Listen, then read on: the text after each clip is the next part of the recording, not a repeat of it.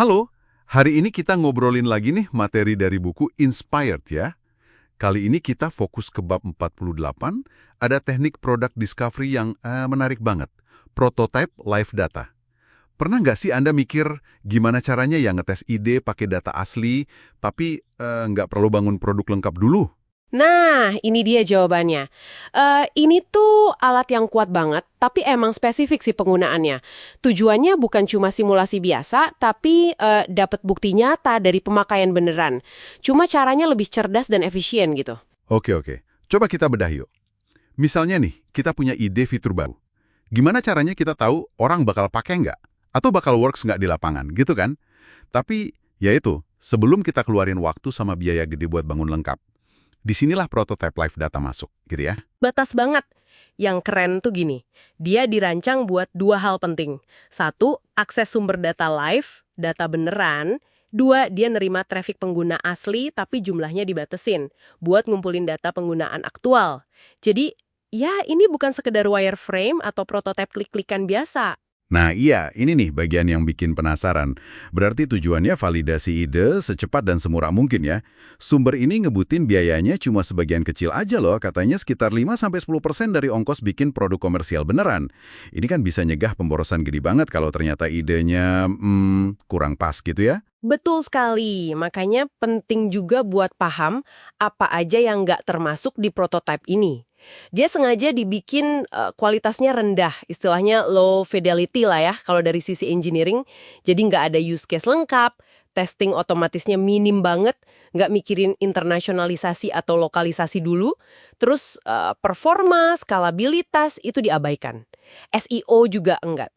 Bahkan instrumentasi analitiknya pun cuma buat use case spesifik yang lagi dites aja. Wah, banyak banget ya yang di-skip. Contohnya buat apa aja nih biasanya? Ya, misalnya buat ngetes game dynamics, relevansi hasil pencarian, fitur sosial baru, atau mungkin alur kerja produk kayak funnel gitu. Oke, jadi ini nyambungnya ke pengujian kuantitatif ya. Prototipe ini bikin tim bisa ngumpulin angka benaran, bukti buat dukung keputusan. Analis data, kayak yang disebut di bab 15 buku itu kan biasanya bantu banget ya buat ngerancang tes live data ini. Iya, peran analis data di sini krusial. Meskipun ini berguna banget buat dapat bukti kuantitatif, ya tetap ada keterbatasannya. Ya karena sifatnya yang belum matang itu tadi, kualitasnya kan belum kayak produk final. Tapi intinya sih tetap dapetin tata nyata pas proses discovery, jangan nunggu produk jadi, terus baru launching dan berharap. Oke. Jadi datanya mungkin nggak sempurna, tapi cukup buat ngasih sinyal awal gitu ya. Kurang lebih gitu. Ini jadi nimbulin pertanyaan penting juga sih. Kapan sebenarnya teknik ini paling pas dipakai dibanding jenis prototipe lain? Sip. Jadi kesimpulannya nih buat Anda yang dengerin. Teknik prototype live data ini cara cerdas dari bab 48 Inspired.